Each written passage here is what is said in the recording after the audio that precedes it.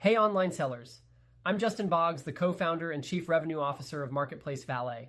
We have been an Amazon seller since 2006 with over 400,000 reviews as a seller.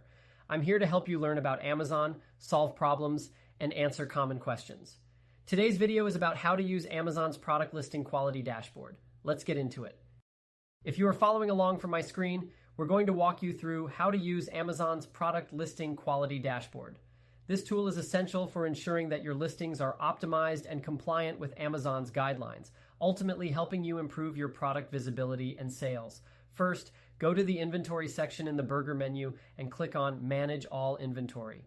Here you'll see a list of all your listed ASINs. For each listing, you'll notice a status indicator on the left side showing whether the listing is active, closed, or has another status.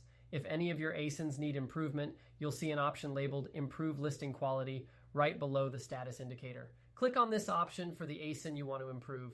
This will take you to a page where Amazon provides specific recommendations for enhancing your listing quality. Amazon's suggestions can include various improvements, such as adding more detailed descriptions, enhancing bullet points, including high-quality images, or updating pricing information.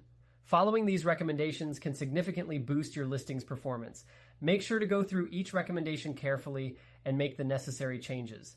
By regularly checking and improving your listings using the product listing quality dashboard, you can ensure that your products are always presented in the best possible light to potential customers.